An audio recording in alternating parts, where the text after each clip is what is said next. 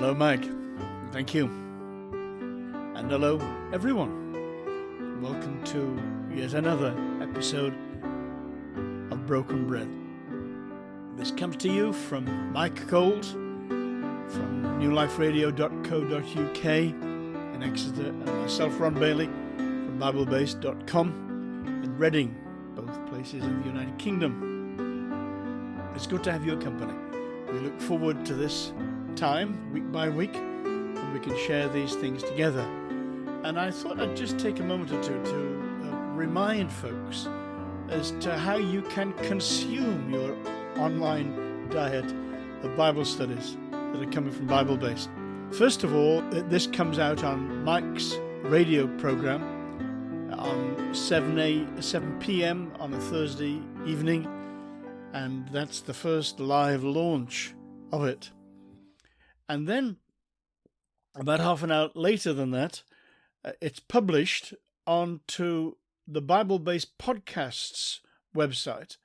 You get that from any podcast catcher you're using. You just search for Bible-based podcasts, and you'll find quite a lot of things that we've done there over the years. So that's the second way. When Mike has published his radio broadcast, it immediately becomes part of Mike's archive, so it means that you can always return to the radio station and replay anytime you like. There's a lot of other really great stuff on there. What's next? Okay, well, it also goes on to our Bible Base or Friends of Bible Base Facebook group. It also goes onto our biblebase.com website, so you can find it in all these kind of ways. Oh, and yes, it also goes onto YouTube as well. Okay, let's make a start, shall we? So this is a day in the life of Moses, part 1. This is going to take us 2 sessions. Introduction. Haven't we been here before? That's usually the reaction to reading the book of Deuteronomy for the first time. And the reaction is understandable. That's why it's called Deutero, second, and Nomos, law. It's Deuteronomy. It's the second giving of the law, and the whole book is the account, in my opinion, of a single day. Some people will tell you that this is a series of sermons or messages that Moses gave over several days. I think the whole pattern of this book is emphasizing that this is a single day. More to say about that a little bit later. It's another illustration of the variable passage of time that we find in the chapter-by-chapter reading of the Scriptures. In fact, it seems that this was Moses' last day. The people group that witnessed Sinai are now mostly buried in the wilderness. This is a new generation. Aaron, the anointed priest, is dead. So is his sister Miriam.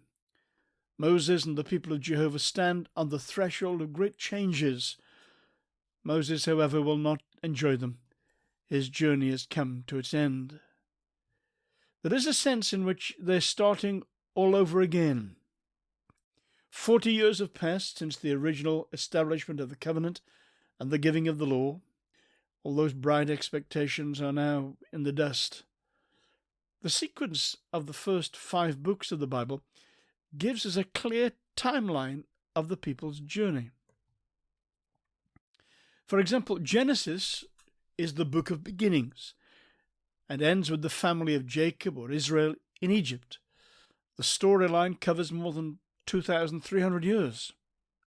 Exodus, the second book of the Pentateuch, tells the story of their descent into slavery and the way in which they were released from the service of Pharaoh and brought into the service of God by redemption and covenant. That storyline covers more than 200 years.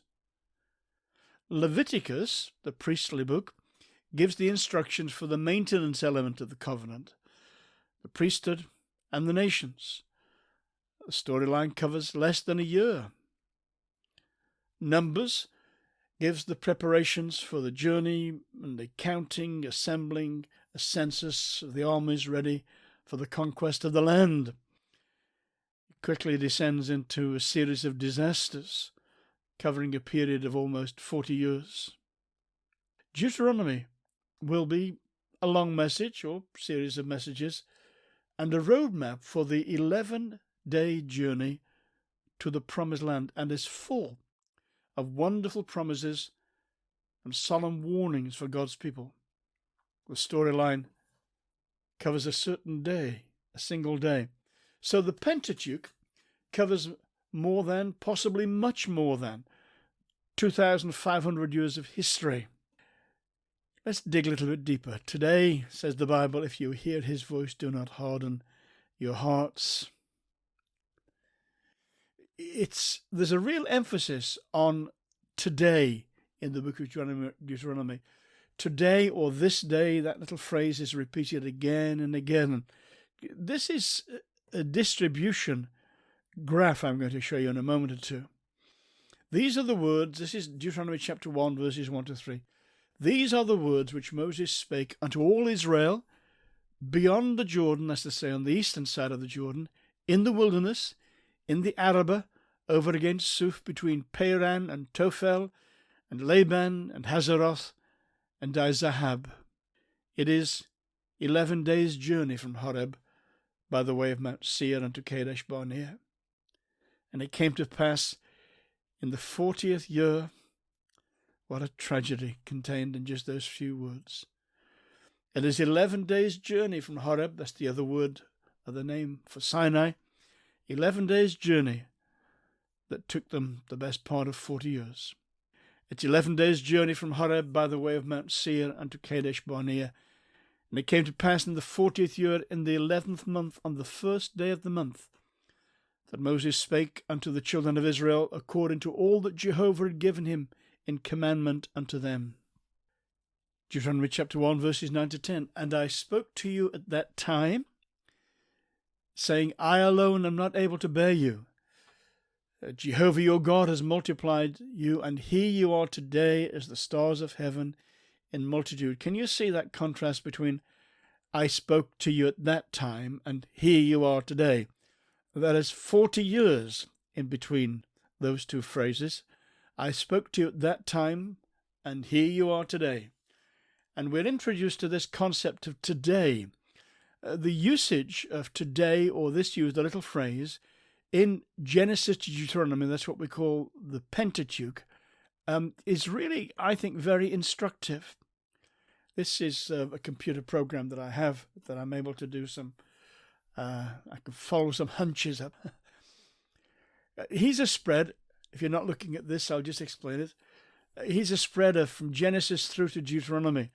And you'll see that the phrase today or this day is used kind of sparingly through Genesis, Exodus, Leviticus, Numbers.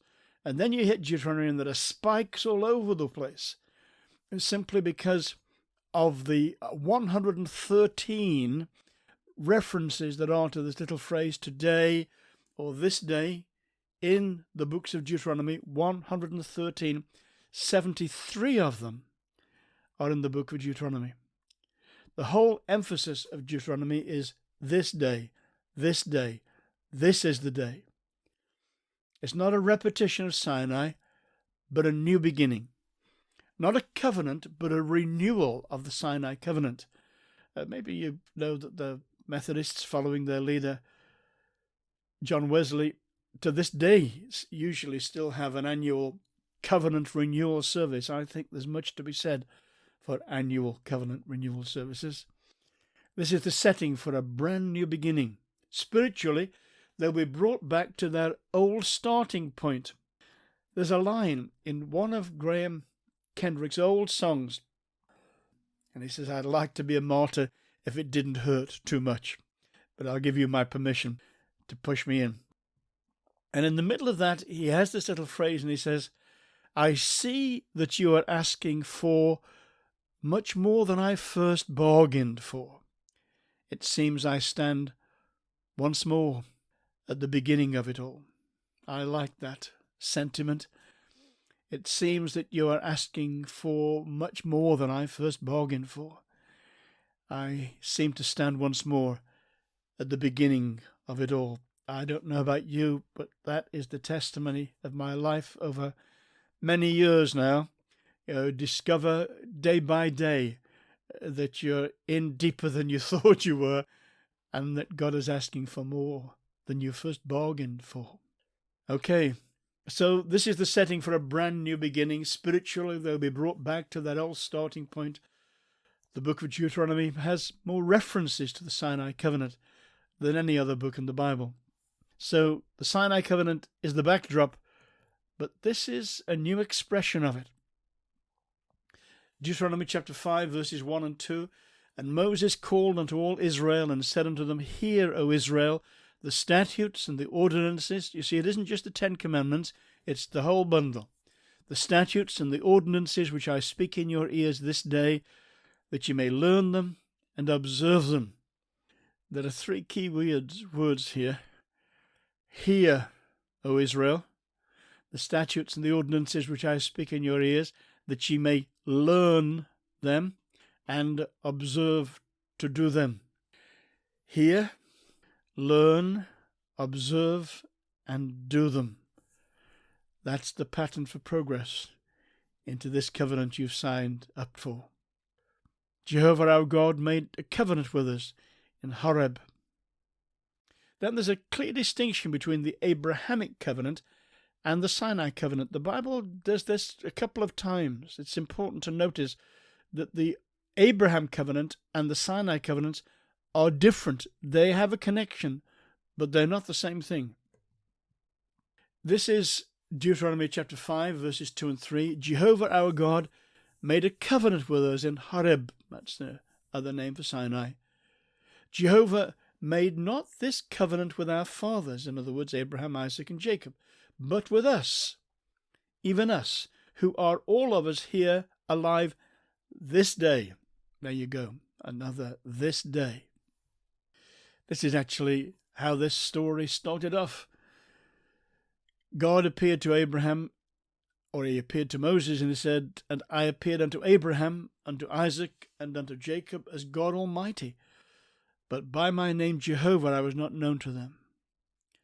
So God is going to enter through Moses the mediator into a different covenant. It has links with the Abrahamic covenant, but it's different, and we must need to keep them different and separate in our minds, because the fact that the Abraham covenant lasted for many years before the Sinai covenant was put by the side of it, that's Paul's language, put by the side of it, so it was attached to, it didn't become part of the Abraham covenant, but it was attached to it. Actually, it wasn't attached, it just rested by the side of it.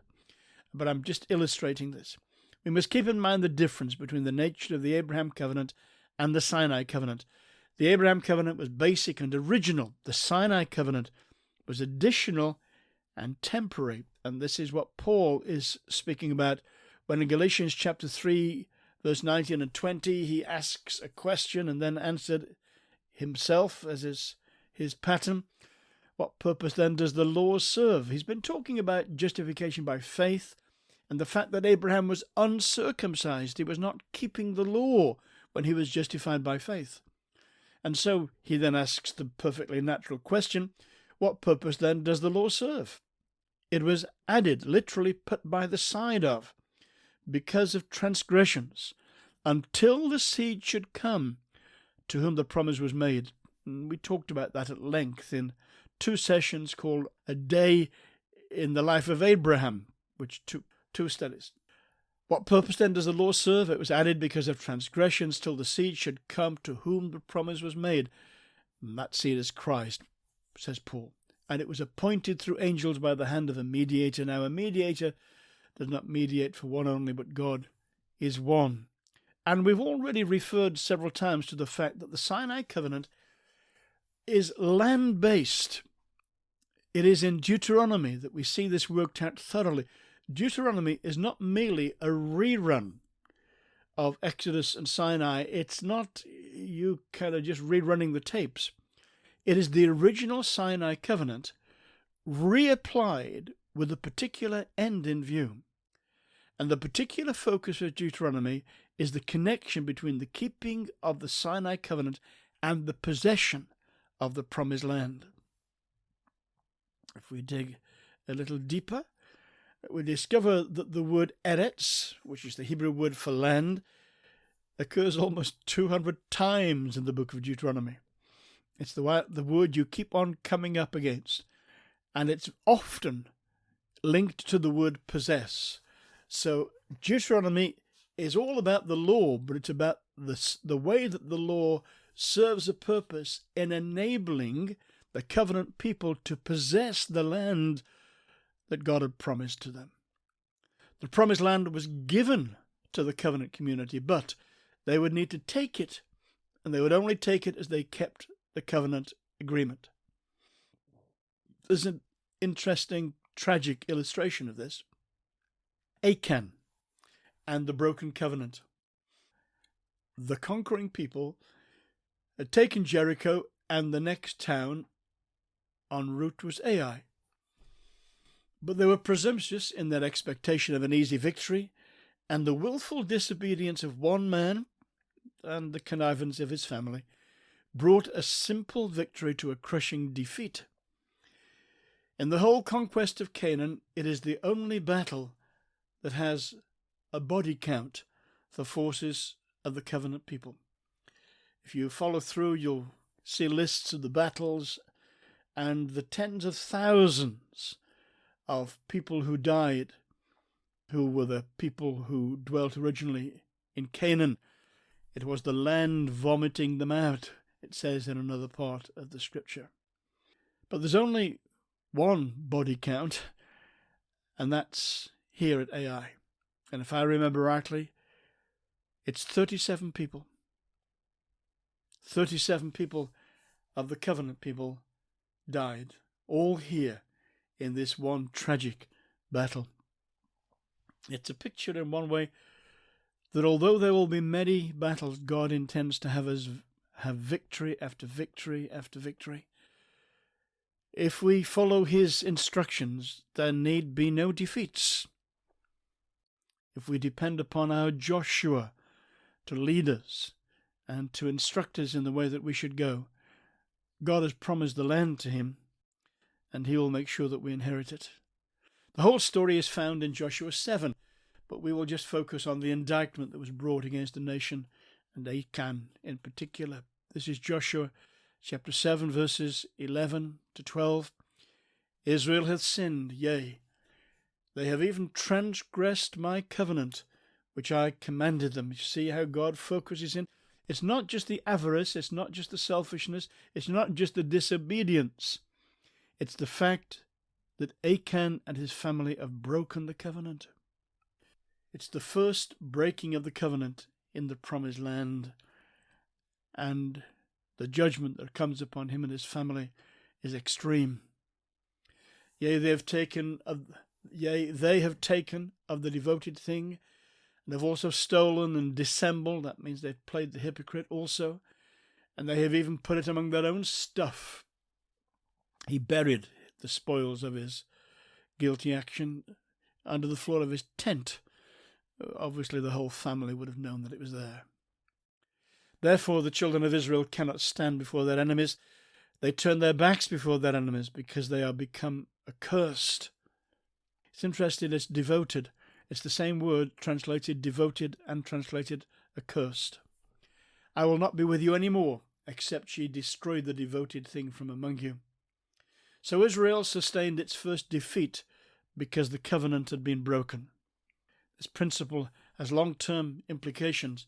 Only a covenant-keeping people could conquer the land, and only a covenant-keeping people would be able to hold it.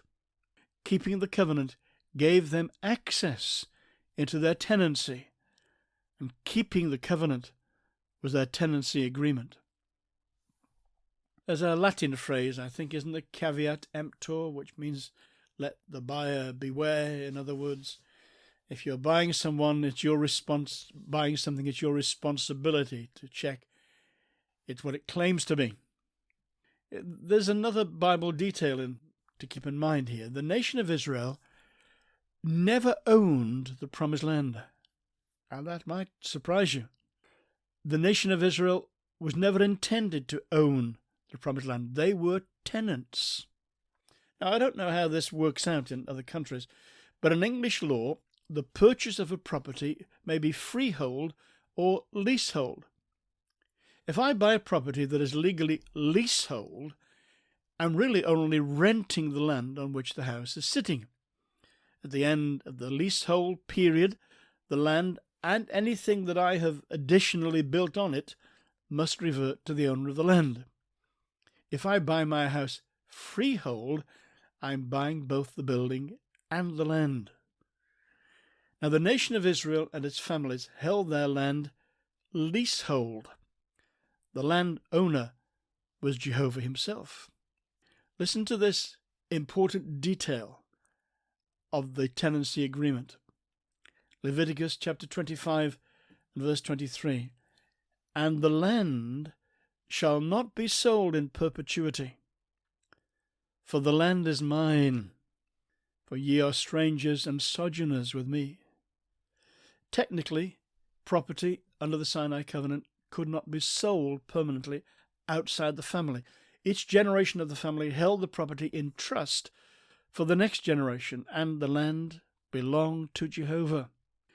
On entering the promised land, these territories were entrusted to the different family tribes. Every 50 years, each portion of the land had to revert to its original family. This plan was a wonderful plan. It ensured that wealthy landowners did not accumulate vast estates that would create a permanent underclass of farm workers rather than farm owners. There are more details in Leviticus chapter 25, verses 30 to 31. This seems to have been greatly ignored, this instruction that God gave as part of the tenancy agreement. And the property owners caused much personal hardship to peasant families. They incurred a strong indictment from the prophet Isaiah. This is Isaiah chapter 5 and verse 8. Woe unto them that join house to house, that lay field to field. And you see what they're doing? They are doing land assemblies. They are accumulating vast estates. Woe unto them that join house to house, that lay field to field, till there be no room, and ye be made to dwell alone in the midst of the land. So the land-owning tycoons in Isaiah's day had put the whole covenant community in jeopardy of losing their promised land. And they did. This was written into the deeds. At so many points, the covenant people held their covenant land by a thread. And meanwhile, all day long, every day, God held out his arms. This is towards the end of Isaiah. I have spread out my hands all the day unto a rebellious people that walk in a way that is not good after their own thoughts, a people that provoke me to my face continually. It's an amazing picture of a people neglecting the law, behaving indifferently. Amos said they're grinding the face of the poor and they're selling them for a pair of shoes. Isaiah later on says they're joining house to house, they're laying field to field. There's going to be no room for the ordinary people. I have spread out my hands all the day. This is God's this day. If you hear the voice of the Spirit, do not harden your hearts. Understand that today, this day, is the acceptable time. Today, this day, is the day of salvation. It's always like that. Throughout Israel's history, you'll find that again and again God brings them to a place where effectively he says, choose you this day who you will serve. Will you renew the covenant? Will you have your covenant renewal event that brings you back to the beginning so that you can start all over again? Again and again they'll come back to that place. Again and again they'll come to valleys of decision. It was in the valley of decision in the next generation after Moses that Joshua gathered the people together and said, choose you this day whom you will serve. As for me and my house, we will serve the Lord.